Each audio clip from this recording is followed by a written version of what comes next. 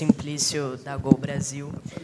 Tite, eu queria que você falasse um pouquinho sobre uma percepção que eu tive, especialmente nesse jogo, uma dificuldade do Flamengo, no primeiro tempo, especialmente, de finalizar, né? Os jogadores, inclusive, procuraram muito o Pedro na bola aérea, tiveram alguma dificuldade. Queria que você falasse um pouquinho sobre isso, se foi algo que você também identificou. E por quê, né? O Flamengo tem o De La Cruz, o Arrascaeta, o Gerson, jogadores muito criativos, mas sofreu um pouquinho com isso, especialmente no primeiro tempo. No transcurso todo do jogo, a gente fez a iniciação e a construção média com boa qualidade. No primeiro tempo, faltou um pouco mais de objetividade e finalização, sim. Não com jogadas de bola aérea, mas jogadas de combinação com o Pedro, ou no pivô, e de infiltrações. Segundo tempo, continuou botando volume, teve as oportunidades, teve as infiltrações, teve as finalizações, aumentou o número de finalizações no segundo tempo. E também vê-se que o adversário tirava a infiltração e bloqueava também essas infiltrações no primeiro tempo. Então, tu, olhando sob as duas óticas, tu não vai fazer sempre. E é um processo de evolução também da equipe, nesse último terço, nesse terço final, na jogada de combinação, do cruzamento, da melhor escolha, da finalização também. Oi, Tite. Boa noite, Sérgio Lobo. Vou talvez te perguntar, porque foi o primeiro jogo do Maracanã, né, nesse campeonato carioca. Choveu muito antes do jogo, e eu queria saber a sua opinião e se você já teve um feedback dos teus jogadores sobre como é que estava o estado do gramado, principalmente naquele gol que foi defendido, no caso, pelo goleiro do Vasco no segundo tempo. A percepção que eu tenho, ela é só minha. Não falei com os atletas, não. Tu está me falando a respeito de jogo, dos aspectos do campo. Não acredito que o campo possa ter tido... Ele ficou mais rápido, sim. É sempre uma bola mais rápida. Eu estou relutando para falar que a bola é dura. A bola, oxe, Maria, é difícil. A bola é difícil, a qualidade da bola não é o campo. Tu vê que às vezes ela varia, o lance da precisão de uma batida de bola parada. Estou falando de finesse, sabe? O atleta de alto nível, ele consegue. A bola é mais do que o campo. O campo não teve interferência maior. Acredito que não, na minha opinião. Tite, boa noite. É muito característico assim das suas execuções por ali pelo lado direito. Muitas vezes o De La Cruz está jogando por dentro, enfim. E as distâncias até para ele cobrir ficam um pouco maiores. Hoje o Vasco usou muito uma saída com 3 homens e o Piton muito aberto, quase em cima da linha lateral. E a gente percebia que muitas vezes ele recebia essa bola com uma distância longa para o Wesley chegar nele, e muitas vezes o Wesley estava atraído para dentro por alguns dos atacantes do Vasco que ficavam entre lateral e zagueiro do Flamengo. Foi difícil, a parte mais difícil do jogo hoje foi defender a largura do campo, e essa definição de recomposição, por vezes, pela direita é uma questão com essa movimentação quase sempre do De La Cruz por dentro? Com o sistema do Vasco, sim, eu não contextualizei. Eu estava me referindo aos 4 grandes equipes, e aí não coloquei, que estavam no final do ano campeão da Libertadores, Flamengo, Botafogo, que virou e quase campeão brasileiro, Vasco numa retomada, e os 4 grandes de São Paulo, alguns bem e outros retomando o seu melhor processo. Então, todas as críticas que elas foram contextuais, dizendo do campeonato no seu conjunto, estão corretas. E as aceita. Com relação ao Varela, né, assim, a marcação do Veguete, principalmente, que explora muito esse setor, algo que nós bate muito assim, em cima da pergunta do Mansur, né, porque nós tentamos neutralizar a fonte, no caso que era o Piton, que nós sabemos que é uma das forças do Vasco. O primeiro tempo um pouco mais de dificuldade, correções no segundo tempo, e a gente conseguiu controlar melhor. Enfim, é um atleta que tem esse tempo de bola, né, como um dos seus pontos mais fortes, e que merece ser respeitado, né? Tivemos essa vulnerabilidade no primeiro tempo e no segundo tempo conseguimos corrigir. Tite, boa noite. César Sampaio, boa noite. Gil Boa noite. Carvalho, Rádio Superando Gigantes Esportes. Tite, o torcedor, é claro, né, mais experiente que Vossa Excelência não tem, porque é muito experiente. O torcedor, em clássico, ele fica preocupado, porque se não ganha, já tem um outro na quarta-feira contra o Botafogo, e o Flamengo, claro, né, não desmerecendo o Botafogo, pelo gigantismo que é o clube, o torcedor começa a se preocupar. Claro que o trabalho tem um pouco mais de paciência, tem que ter. Você acredita que na próxima semana o Flamengo vai estar melhor do que foi hoje? Obrigado. Que ele reproduz o padrão de construção e de criação com a melhor finalização. E em terra de imediatista, quem tem paciência é rei.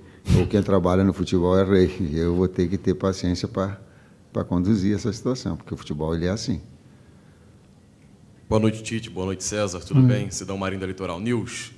Tite, a gente tem visto um movimento a respeito dos campeonatos estaduais e há uma incerteza para as próximas temporadas, porque, por exemplo, no ano que vem vai ter o estadual, mas aí tem uma Copa do Mundo de clubes, Flamengo, Fluminense e Palmeiras já estão confirmados, o calendário vai ficar muito apertado. E aí uma solução para melhorar o calendário seria retirar o campeonato estadual.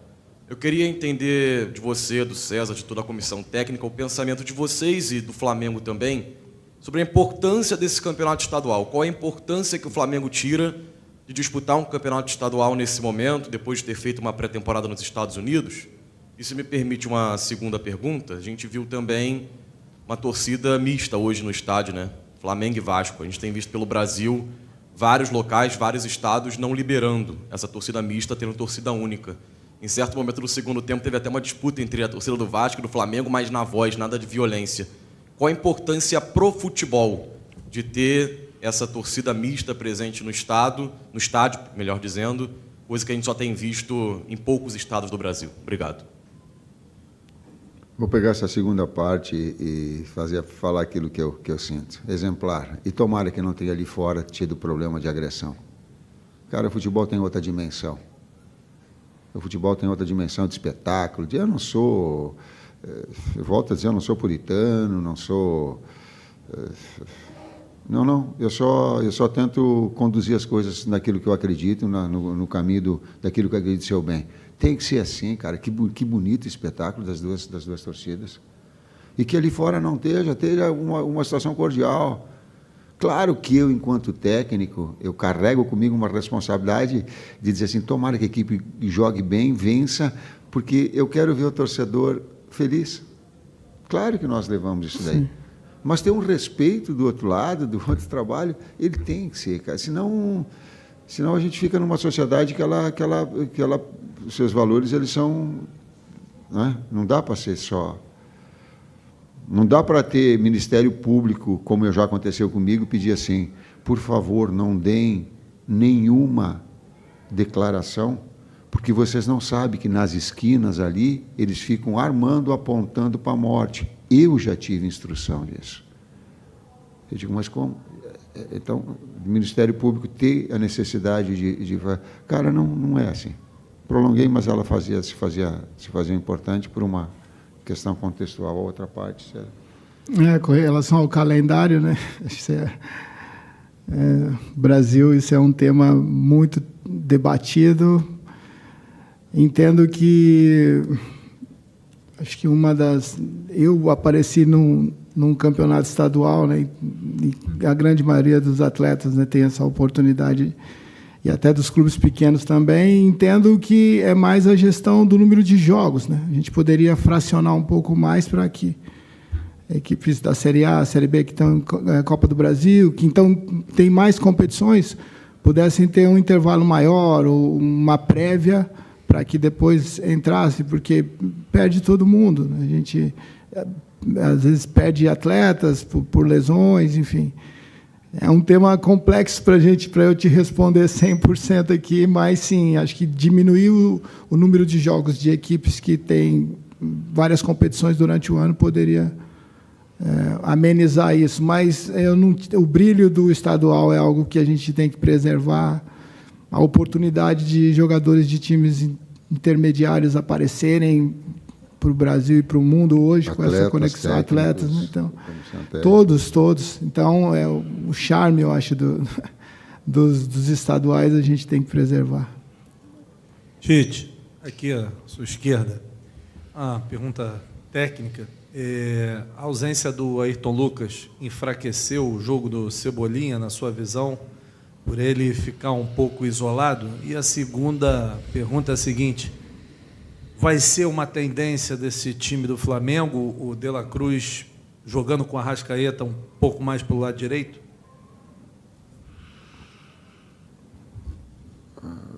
Teve uma crônica de um amigo do Fábio que colocou, que eu digo assim, que a bola fala, que o campo fala e a bola fala também. É um tempo para que essas situações se construam. Eu acredito que sim. Não só, mas uma liberdade criativa maior dos dois, né? Com o Gerson entrando e com o Eric. Esse quarteto ele tem aí uma qualidade de passe impressionante. E volto a dizer, não é o imediatismo e achar. Esse processo ele é evolutivo. Por não ter perna esquerda, o Varela ela fica prejudicada uma ação mais rápida de passe pelo lado esquerdo. E é difícil para o Varela, é difícil pegar um cara destro e atravessar lá, de tu ter, numa construção de 2-3, para nós, a mesma naturalidade. É difícil, né? Então, agora, que haveria uma fluidez maior, uma velocidade maior no acional externo, se tivesse um jogador de perna esquerda, ou que o Varela tivesse a perna esquerda, para alargar o campo, sim. Tite, César Sampaio, Mauro Santana, do canal Mauro Santana.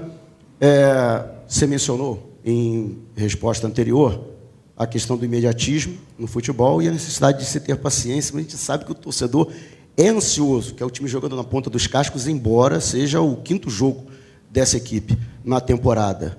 O quanto falta, na sua opinião, ainda para o Flamengo? E a que altura você acredita que o time pode estar mais próximo daquilo que você quer?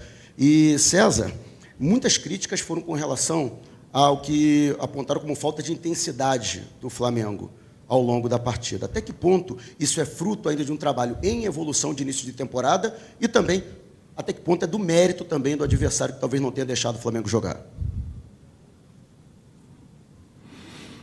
Bom, intensidade é meio relativo para mim, né? É um termo um pouco relativo. Nós, dentro do nosso modelo, entendo que fomos felizes, aquilo que a gente projetou aconteceu. Como o Tite disse, a gente conseguiu, dentro do modelo, levar a equipe até intermediária ofensiva e faltou terminar melhor, uma qualidade melhor nas finalizações, né, no último terço, nas assistências, e sabíamos que o Vasco tem essa bola parada ou em movimento, né, uma bola aérea difícil e o contra-ataque também. Então, dentro daquilo que nós planejamos, as coisas aconteceram e dentro desse processo, sim, usar mais a largura do campo na fase ofensiva, usar os dois lados também. Muitas vezes começamos e terminando por um lado que é oriundo aí de um início de temporada. Então, entendo nesse sentido, né? O time foi intenso, mas não conseguiu, né, transformar essa intensidade dentro do nosso modelo em oportunidades claras de gols e gol, né? Sendo que o Vasco teve 2 bolas que o Léo tirou, né? E nós tivemos a chance do pênalti, enfim. É um jogo um clássico, né, onde tudo isso traduz em oportunidades que você tem que transformar em gols aí para que possa ter esse controle maior da partida. Mas, do meu ponto de vista, fizemos uma boa partida. Desempenho igual a esse e evoluir. Esse é o processo. Qual é a evolução? Um número maior de finalizações precisas. Se fizer todo o controle, der 62% de posse de bola contra o adversário, iniciar com posse de bola, fazer uma criação a 2-3, ter as oportunidades que teve claras e ajustar. Se ele mantiver esse padrão e evoluir e tiver, puxa, eu vou ficar contente já na quarta-feira e na sequência também. mas com a paciência que o técnico tem que ter. Eu compreendo todos os outros que daqui a pouco querem e têm a vontade de que as coisas já aconteçam de forma rápida, que já flua, e dessa paciência, dessa consciência a gente deve ter. Última pergunta aqui, professor. Professor, boa noite. Bruno Castanho, boa noite, César. Boa noite.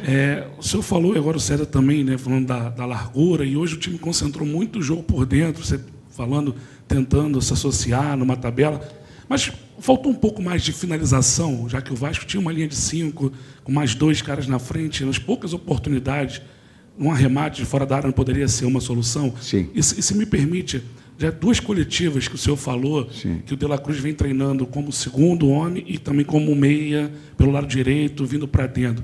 Na seleção uruguaia, hoje, ele é o cara centralizado, aquele cara que joga atrás do atacante. É uma possibilidade também para algum jogo, alguma situação do De La Cruz jogar nessa posição? Obrigado. De La Cruz, ele tem no tripé, ou faz losango no meio campo, ele é um dos carrilheiros, ele é um dos articuladores laterais. Eventualmente, no River, ele jogou como segundo, externo, como jogador não aberto, mas de flutuação e criação, que é como está também. Então, ele tem essa versatilidade, é um jogador versátil. Fez um belo jogo hoje. Fez um belo jogo. Então, tu tem essa capacidade criativa nesses jogadores, e aí tu vai, ao longo do tempo, também encontrar as melhores soluções. Faltou finalização de média distância, sim, tem que machucar. Machucar não é o termo, tem que finalizar com precisão, sim, quando abrir, se o adversário te tira infiltração com linha de 5, larga o pé de média distância. Sim, ela te tem que abrir essa foi uma das instruções do intervalo. É isso, gente. Obrigado.